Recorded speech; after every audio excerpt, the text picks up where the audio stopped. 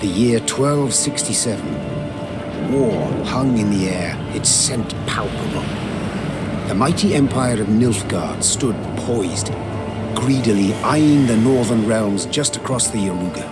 In light of the threat, the realm sovereigns met in summit. They made declarations, pledged fraternal assistance, forged alliances, and then, in good spirits, dispersed. Among them, Meve, queen of the twin realms Lyria and Rivia. Know the name?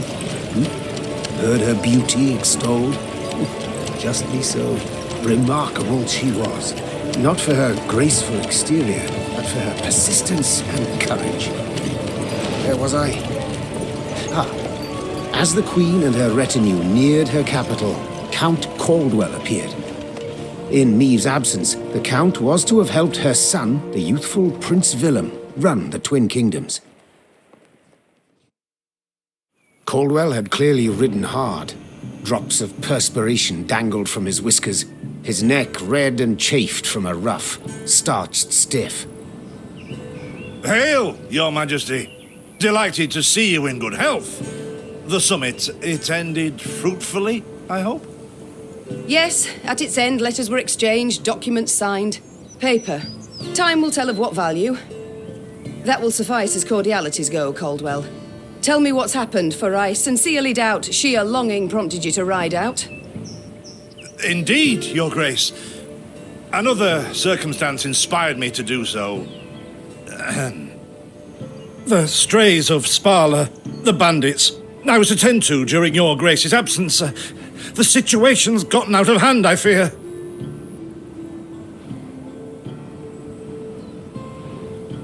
Steady, Caldwell. Come now. Deep breath. All right, speak. What has happened? Be precise. As Your Grace ordained, I set out and was nipping at the bandits' tails for long. We pursued for weeks, until scouts returned, having sighted the strays' camp in the forest near Locheren. We waited for nightfall to surprise them as they slept. Alas, it proved a ruse. We found the tents empty. Straw-stuffed dummies round the fire. Soon, we learned that as we waited for the sunset, the strays had snuck away, rounded our positions and ridden to Hawksburn. I beg your pardon, my lord. The tax collectors. That is where they station. So the gold? All of it? It's stolen, Your Grace, but I shall do all in my power to recover it. This I vow, if it be Your Grace's wish. After weeks in the saddle, Your Grace's wishes are modest. A hot bath and a night's sleep in her own bed. Yet, they shall have to wait. I must look personally to this matter. Your force, Caldwell, I will now command. You... send a herald to Hawksburn. They must prepare for the Queen's arrival.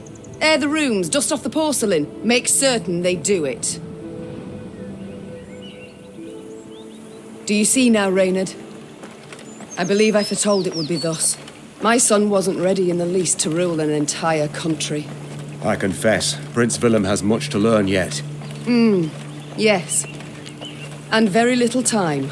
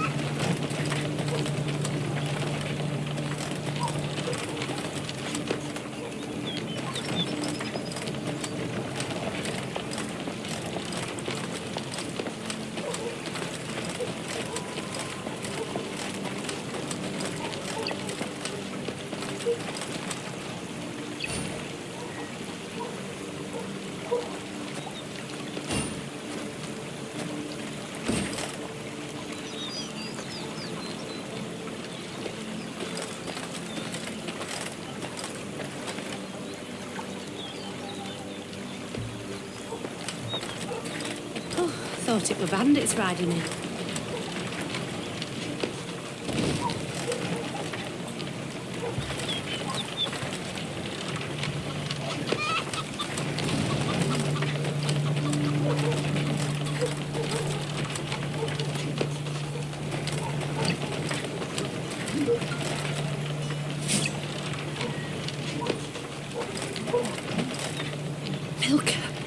They stretched her over a fire till she told them where she buried her gold.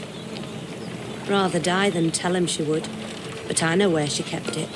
Sit tight. Sketch it out for you.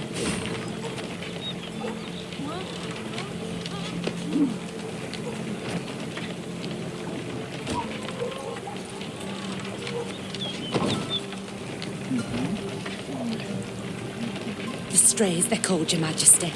Because they bite something nasty and bay as if by the moon possessed. Oh, thought it were bandits riding in.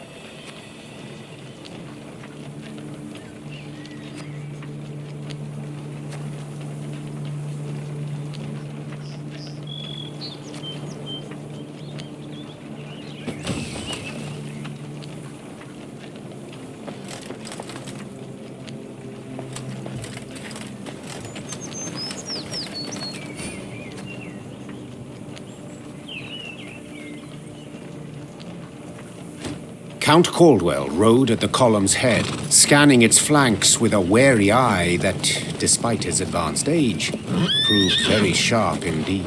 Your Majesty! Bandits! There!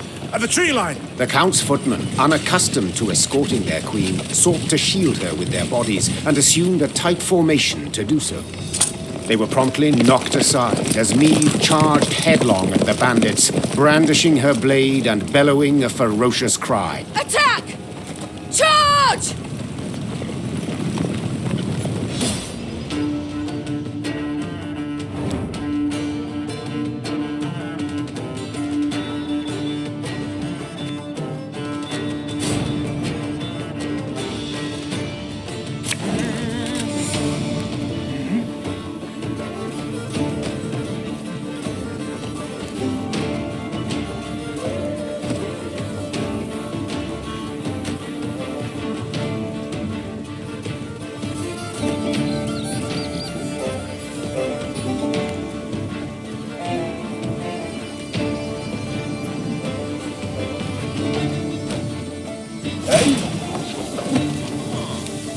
To attack the Queen?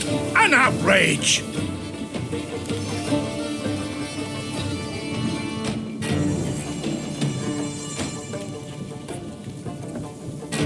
Your Grace, the men await. You must lead to begin the attack.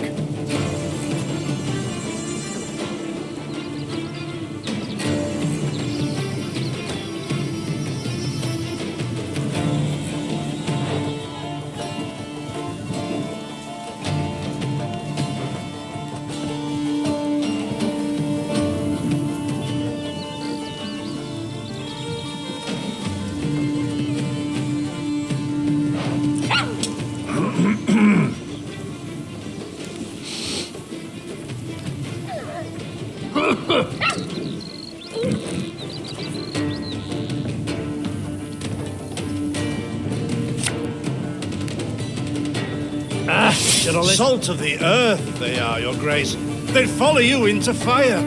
You need simply say the word.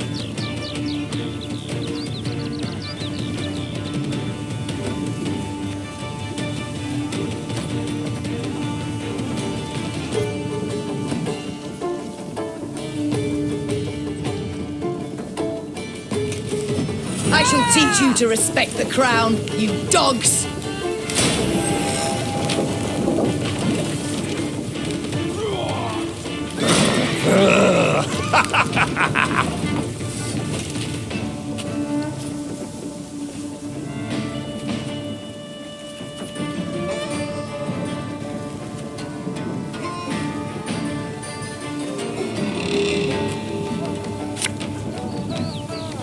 What?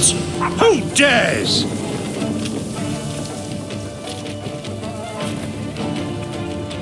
This house.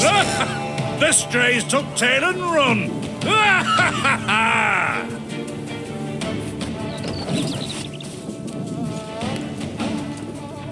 Look out! Seek cover! We are bombarded!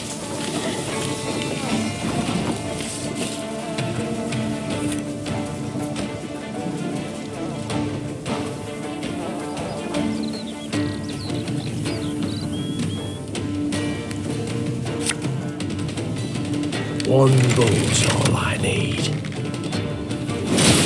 Yes! Our victory is assured!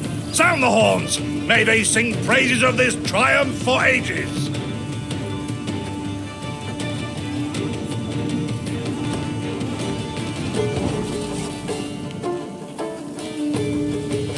The battle's not yet done. It is better to conserve our strength. Prepare for a strike that will prove decisive.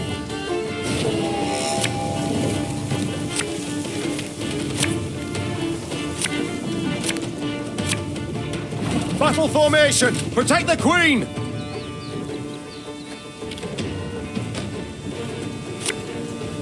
My spirit's willing and how, but these damn boots are killing me.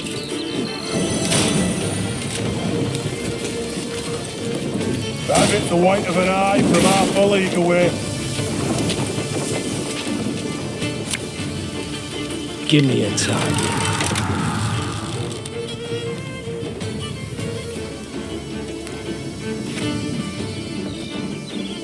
Arbalist at your command.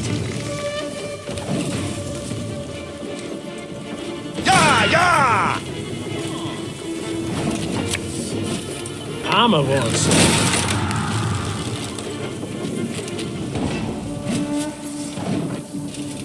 Bigger they are, easier they are to target. I congratulate you on your latest victory, Your Grace. The bandits stood not a chance.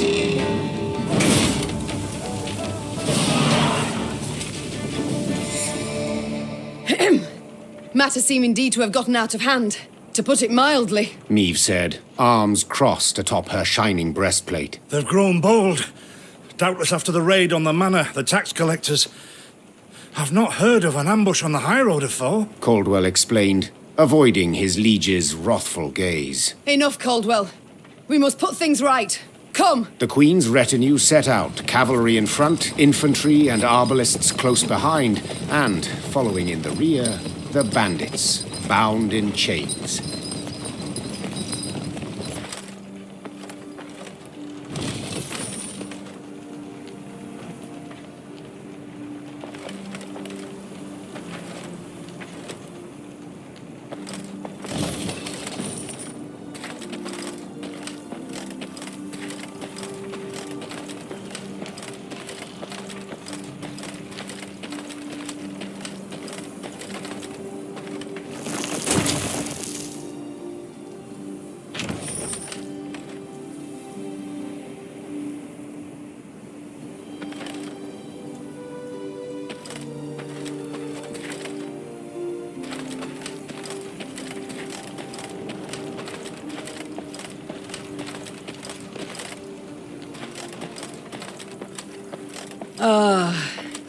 I do adore this prospect.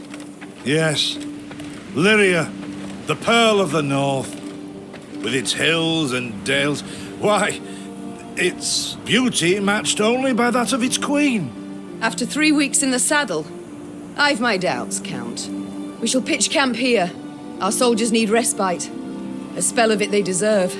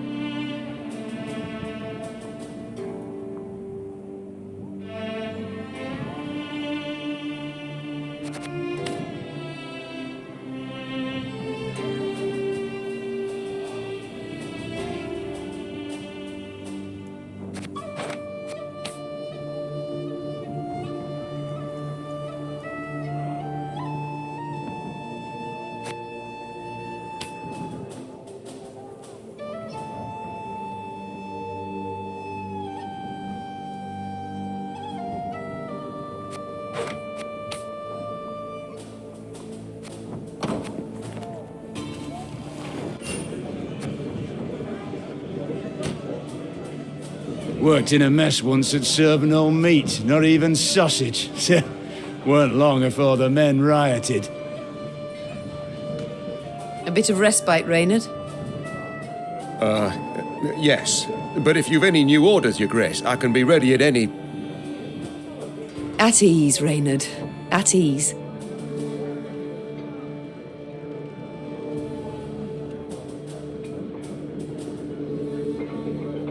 Alas, I've come to fear Willem might simply not be cut out to be a king, let alone a good one. A harsh judgment, Your Grace. Let's not be hasty. The prince is but 16 summers to him. And is thus fully grown. The crown he should be able to bear at his age. Yet I left the land in his care for but a few months, and look what's become of it.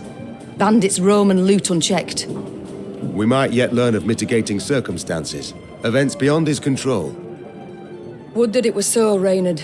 Would that it were so. Elsewise we must hope Ansaeus will demonstrate more wit than his brother. Though I see little chance of that either. Don't you find it wearisome sitting alone? Wouldn't you prefer another's company? Swapping tales with the innkeep, even? Your concern I most appreciate, Your Grace. But I prefer silence. Has it always been thus with you? Ever a man apart? Quite the contrary, Your Grace. As a youth, I gloried in company, delighted in conversation. So what was it that changed you? That delight nearly cost me my head. But do you truly not know the tale, milady? How I came to be your departed husband's aide? I don't, but would gladly hear it. I had but 20 winters behind me when I enlisted. Yet I was granted the rank of lieutenant from the start, not by merit, but by birth. The respect of veteran officers, both my peers and seniors, that they could not grant. Nor did I deserve it. To earn that respect became my driving aim. And to seem wise beyond my years, I began spouting off about the king's decisions. This maneuver Reginald botched, that he failed to think through, and yet elsewhere he'd blundered like a schoolboy.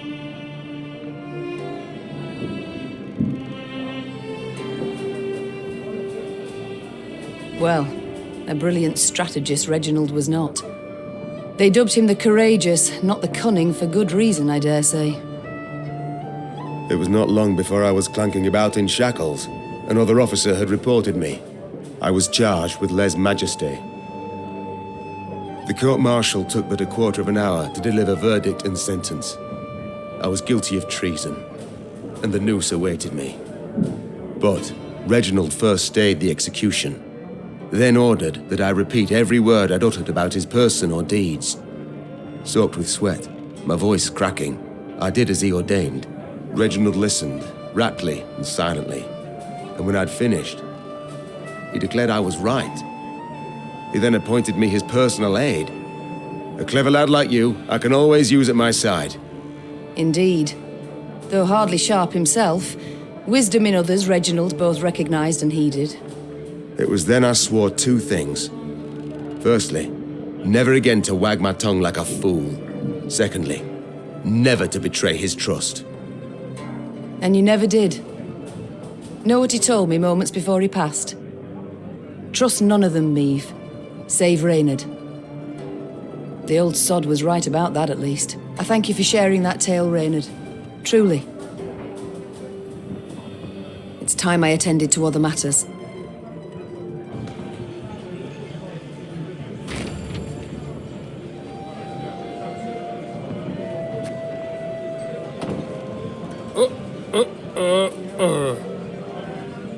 What can I pour you, milady? Vizima's finest? Or a nice Redanian bitter?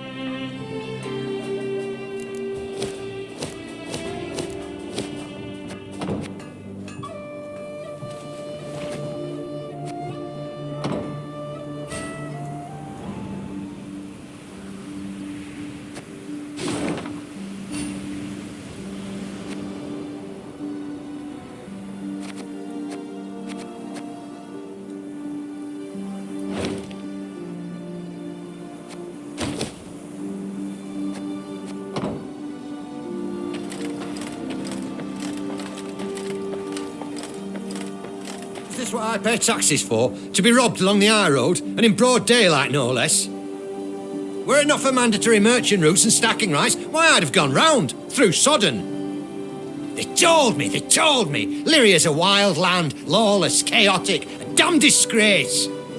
Is this what I pay taxes for?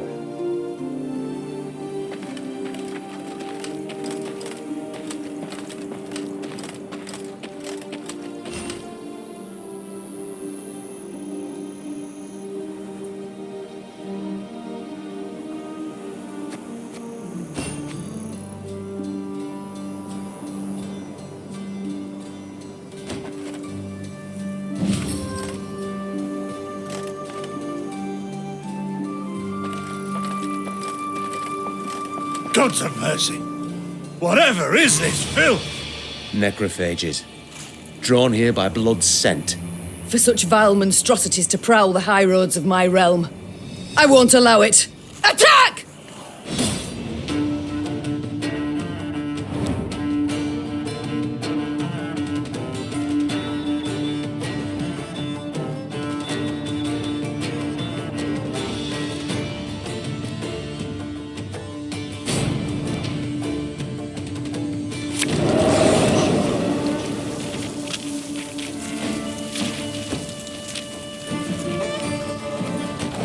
In broad daylight, with the heat positively sweltering. Have we to do with some manner of sorcery? We shouldn't exclude the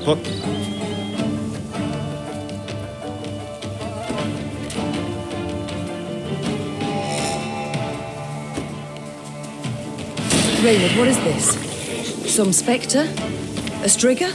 I can't be sure, Your Grace. It's the first I've seen of any such... thing.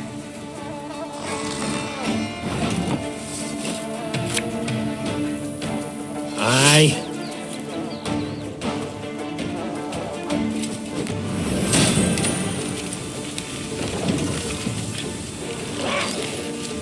These carrion eaters. I know them. Appeared on my estate last spring, enticed by the corpses of those of my sheep that fell. Harmless at first, until, that is, they fill their guts. Seemed to become quite powerful then.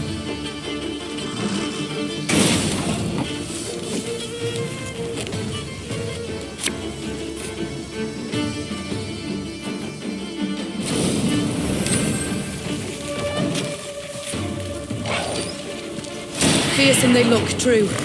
But they bleed just as we do. Onward! Slay the filth!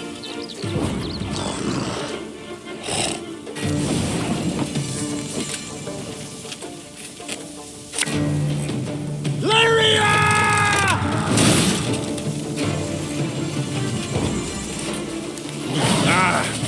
So fortunate we routed the beasts before they had a chance to gorge.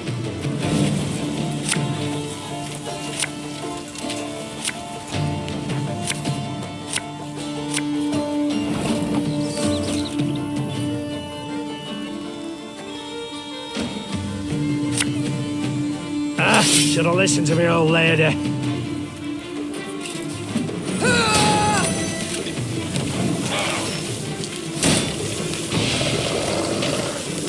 Your Grace, yet more come. They fill their bellies, ma'am. This doesn't bode well. Oh no, not well at all.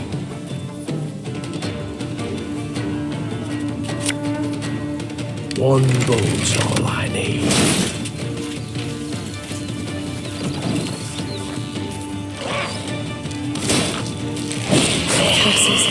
Strong as steers they've grown, and they show no fear. Frenzied, my lady. It's bloodlust. They lose all instinct to survive, feel no pain whatever. I've witnessed this before. Your Majesty, we must give ground. Fall back. We can't win. Must minimize our losses.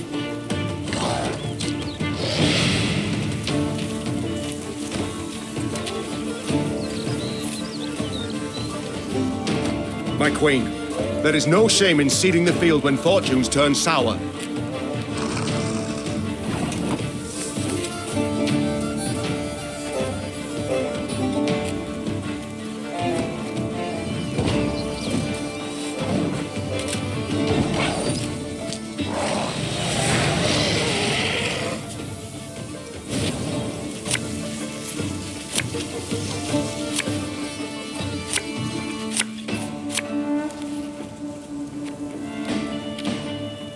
Victory must be ours now. We shall not retreat. Arms at the ready. Attack! Look there! Yet another abomination. Ugh, that stench. My salts. Where are my salts?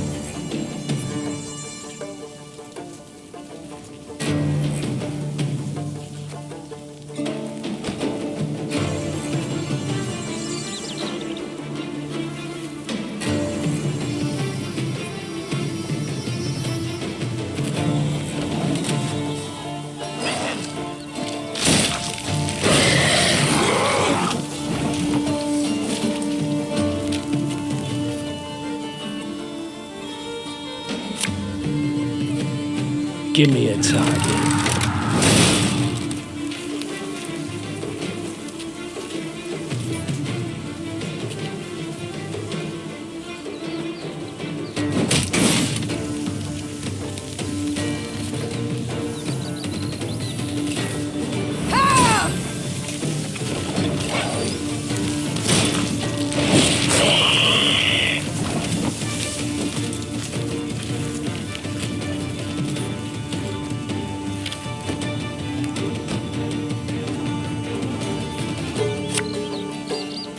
Her Majesty knows what she's doing.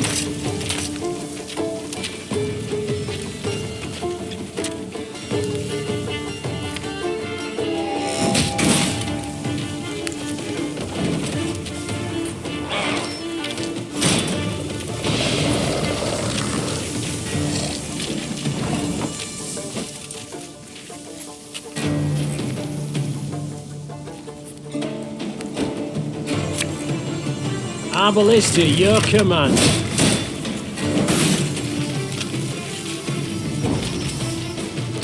The beasts hadn't a chance against us. Victory is ours.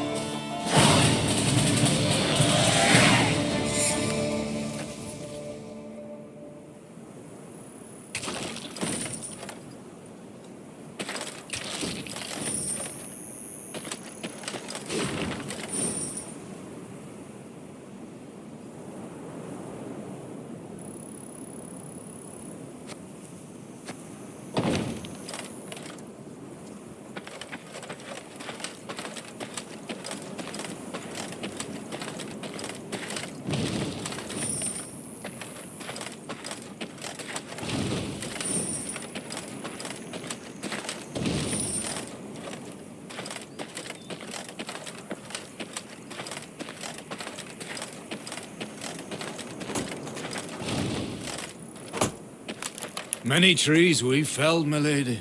Might you have need of them? So, take whatever your heart desires. They call themselves strays? Well, we'll treat them like strays. We build a bridge, brick by brick. A one, a two, the pillar grows thick. There ain't no bandits here. Not surprising, neither, for we'd chase them off with our hatchets, we would. We build a bridge.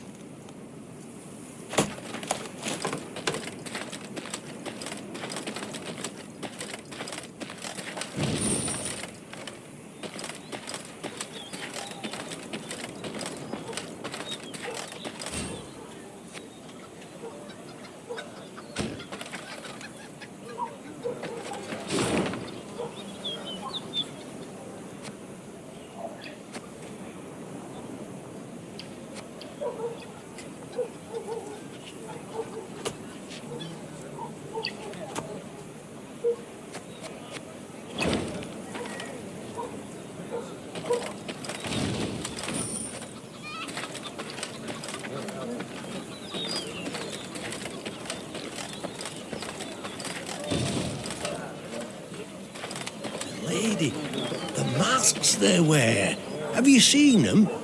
They've fangs, snouts, horns, like a right proper nightmare.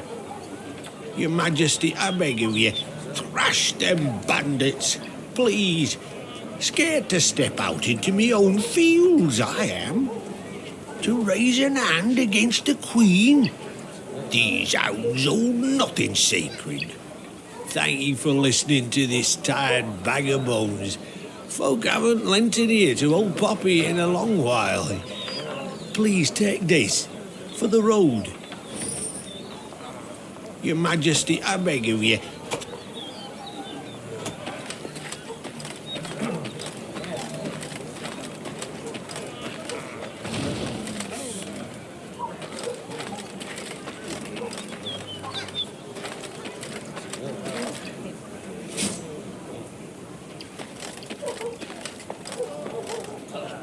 Soon, Queen and retinue arrived at Hawksburn. The men stationed there they found standing at attention, baking under the blistering noonday sun. Your Majesty, Count Caldwell. Stand at ease, Sergeant, and report. The local peasants we've rounded up in the yard, Your Grace. Expect they might have lent the bandits aid. Yet our courtesy hadn't inspired them. They haven't peeped a word.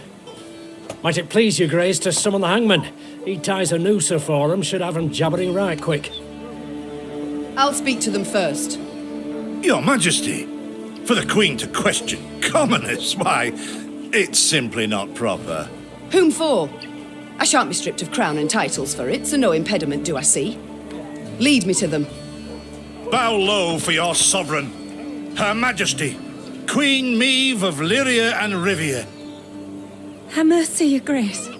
We bear no guilt, we simple folk. Calm your hearts, good folk. Though your queen I may be, you are subjects, not slaves. Meve extended a hand, the royal ring gleaming upon it. Unfamiliar with protocol, a pleb gripped it firmly and gave it a shake as hearty as a good scrub in the tub. My, we shall be addressing one another by name afore long. This is an outrage! Guards! Grab him! I've all in hand, Caldwell. Forgive me, Your Grace. I'm not accustomed, nohow. Nonsense. You've a firm grip, a spry handshake, and a bold spirit I can respect. What do they call you, man? Helmer, son of Florence. Delighted, Helmer. Now understand me, man. I am in dire straits and in need of your aid, so please answer my queries in full and forthrightly. The bandits, whom do they follow? Him, my lady. We seen him. No name, just an odd title. The Duke of Dogs, they call him. My, a blue-blood thoroughbred mutt. Where are he and his hounds bound? Did he say? Thou recall, Imogen? What do you name? A Gleeton or something? Clayton. Lord Clayton. His estate lies to the south. Sound the horns. Have the men form up. We march at once. Milady, I'll be no higher for the Duke.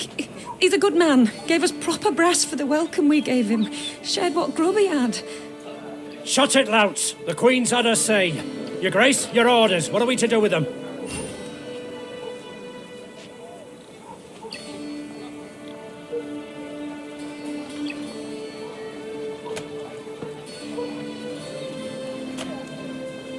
Leave them be. The harvest draws close. Hard work. They'll have their hands full. Oh, milady, thanks be to you, thanks be. I pray Mother Melita watch over your kind heart. Pray she watches over yours. Should I hear of you sheltering bandits again, of you lying to my officers, I shall return and put torch to every hut, field and orchard. Understood. Meve set off toward Lord Clayton's estate at a gallop, her mount knocking the peasants aside as it kicked up a cloud of dust. The folk of Hawksburn spoke of the royal visit long after, albeit ever behind closed doors and in hushed tones.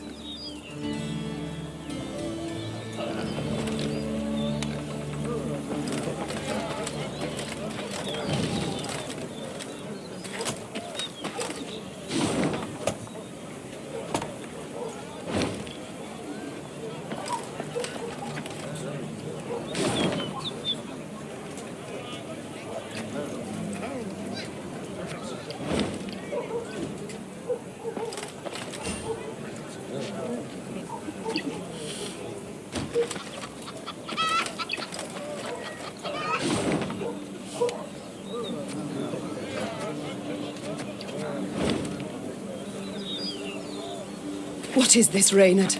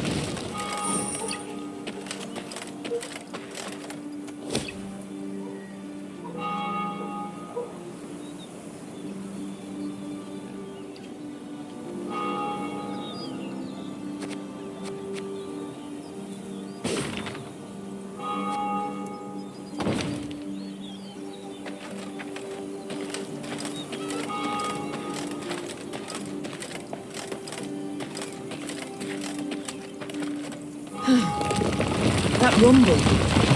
What is it? Look out! Rock slide!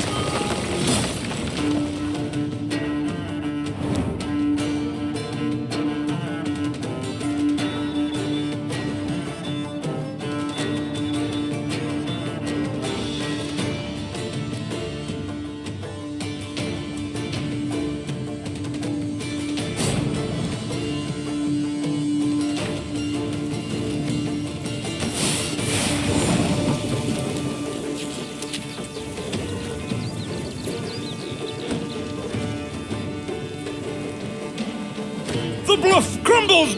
Fall back! Save yourselves! Your Grace, the wagon. We can use it as cover. Forward. We must move it forward.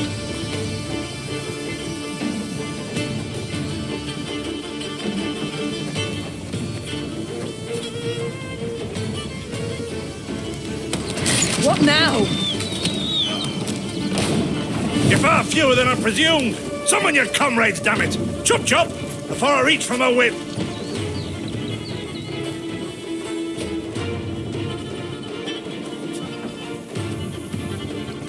One boat's all I need.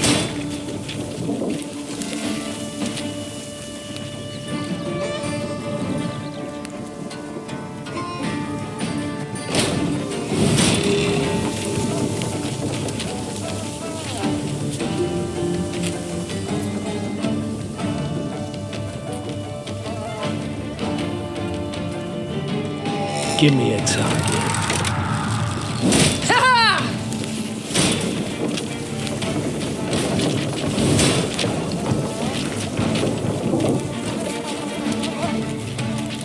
Our ballista, your command.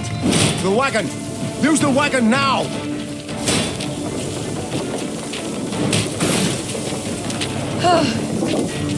We've come through, Reynard. I thank you.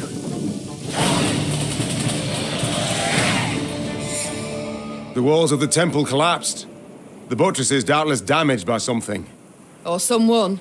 There's naught we can do here. We ride on.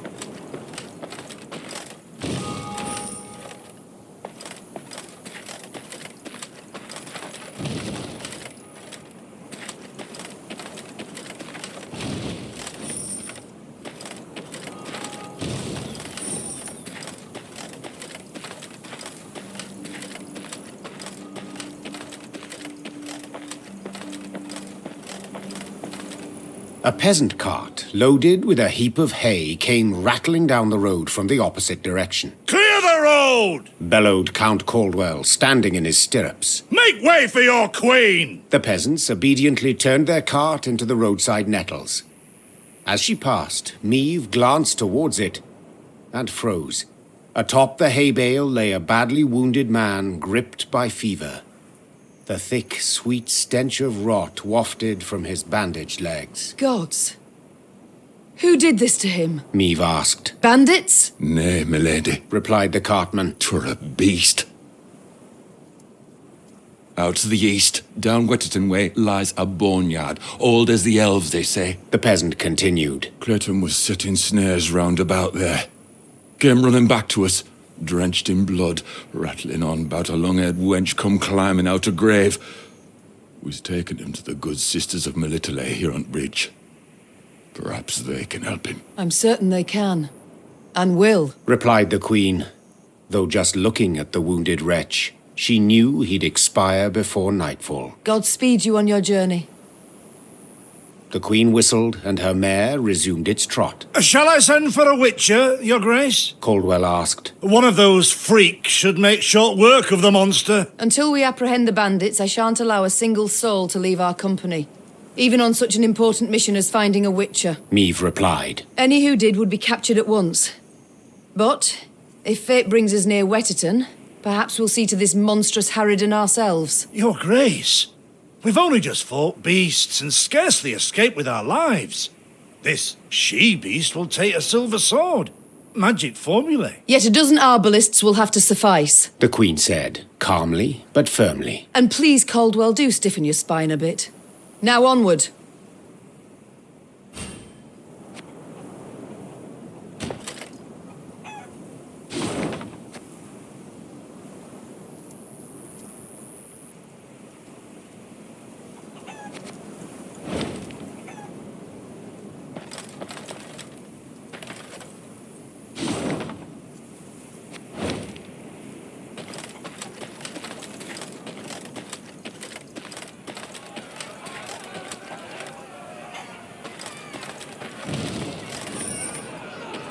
Off to Wetterton, are ye?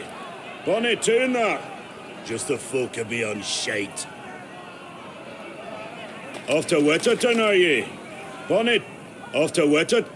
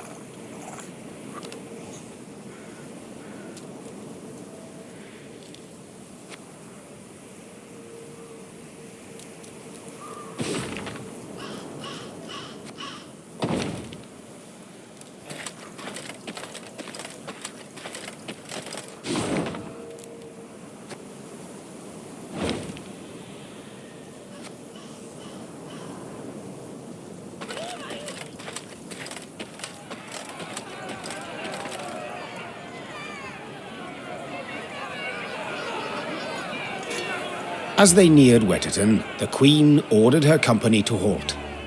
She then sent men to the town for supplies.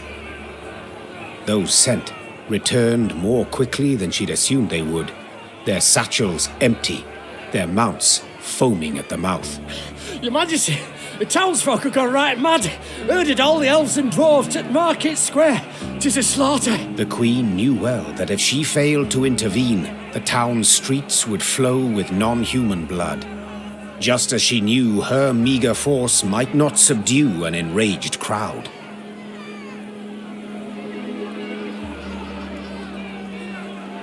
What is your command, Your Grace? Reynard's question pierced the silence. What can it be, dear friend? Answered the Queen, then spurred her mount and rode off towards the town.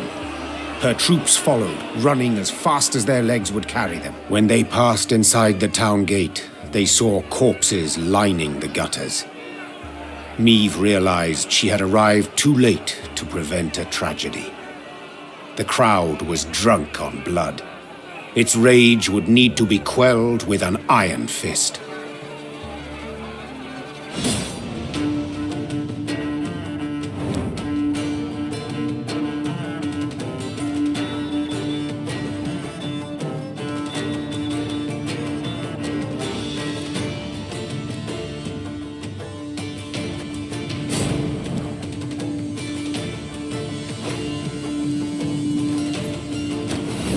Step away, or see your heads bounce down the cobblestones!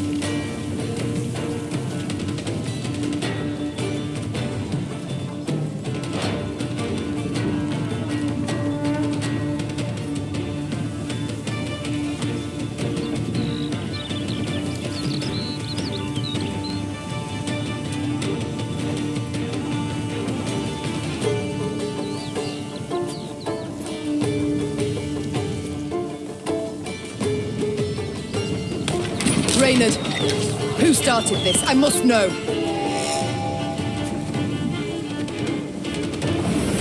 So much hatred. We must put a stop to it. Can't take it anymore.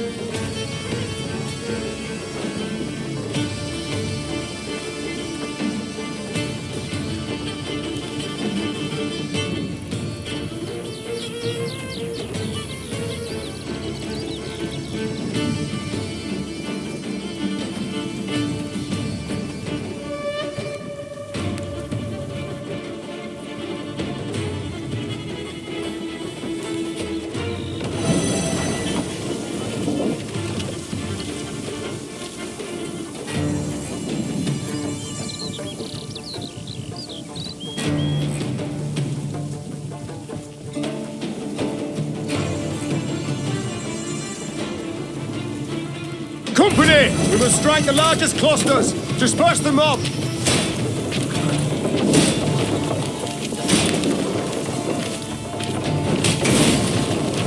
God save us! There's killing everyone! Run for your lives! Happily, Meve restored order without suffering any losses. Reynard then learned that a nobleman's ire had triggered the violence, ire at having discovered a theft. Suspicion fell on the non-humans he employed. He accused them, they protested, and the row soon engulfed the town. But there's something else, Your Grace. Reynard gestured towards an aged man who stood grieving, his face in his hands. I've witnesses who claim the strays of Sparla are the thieves. Though the tragedy seemed the result of a misunderstanding, justice would have to be served. Those responsible for the slaughter would need to be punished. The question was, how severely?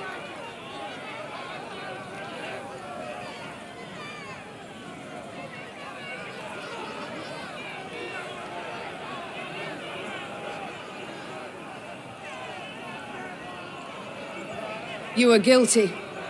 That can't be denied. Said the Queen, turning towards the bloody rioting's instigators. A false rumor you took, and turned into a cruel lynch. Thus punishment is your lot. A public lashing, fines, imprisonment. But you shall keep your lives, for enough blood has been spilt here this day. Wetterton's inhabitants breathed a sigh of relief, but the non-human survivors took offense at the lenient sentence. Soon after, the Lyrian army's elves and dwarves quietly disappeared, deserted. Few doubted the reason. They would not risk their necks for a queen who held their lives in such low regard.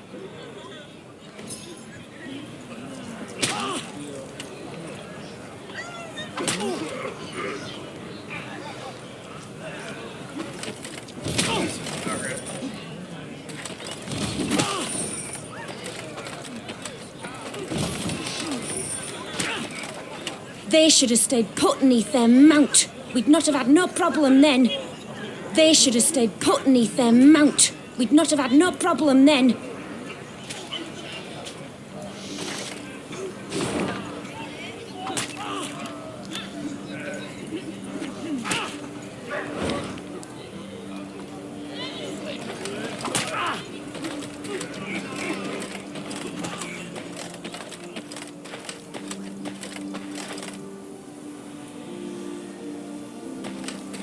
The Lyrians entered the graveyard.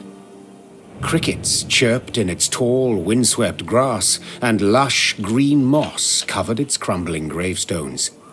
Only a fresh bloodstain upon a mausoleum wall suggested that something disturbed the dead in their rest and hunted the living. Save your tears, throw earth your grief. An eerie voice sang, its ghastly lament standing Meve's hair on end. Soon your life too shall cease as you pass into the eternal glow. A pockmarked, pustule-ridden creature crawled out from behind some gravestones. It vaguely resembled a shriveled, hunchbacked hag, until its head split into two halves, forming a tooth-spiked maw. Attack! Everyone!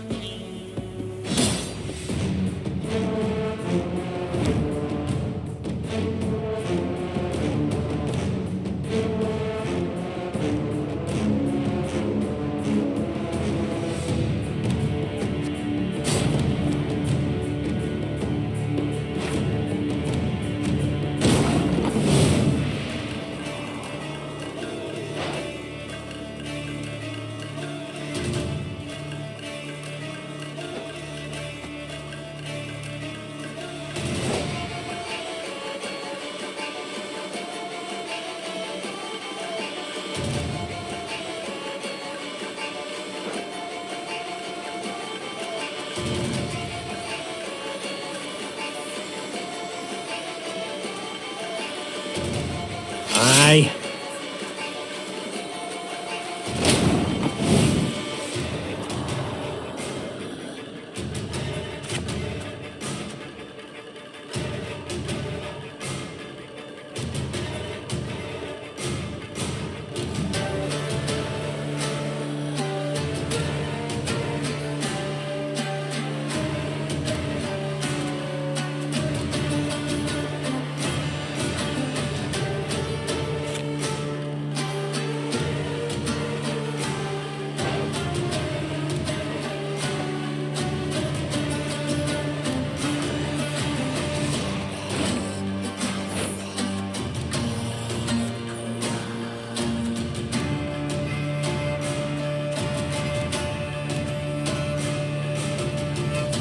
Should have listened to me, old lady.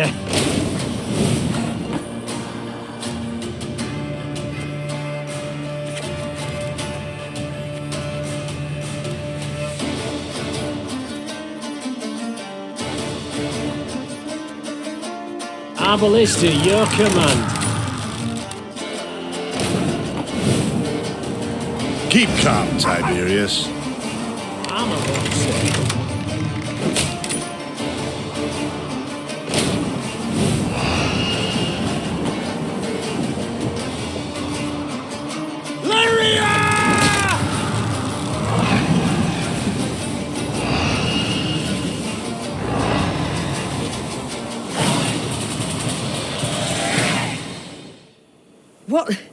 What was that filth? The queen croaked hoarsely as the dying monster writhed in agony at her feet. I know not, your grace, replied Reynard. But to be safe, I would have the corpse chopped up and burned. Elsewise, we will not be certain it shall not return. Yes, have it done. Meve said, brushing her hair from her beaded brow. But quickly, lest dusk catch us in this foul place. The Lyrians soon resumed their march. As they left the cemetery behind them, some believed they still heard the haunting dirge upon the air. Or was it just the wind, whistling past mossy tombstones?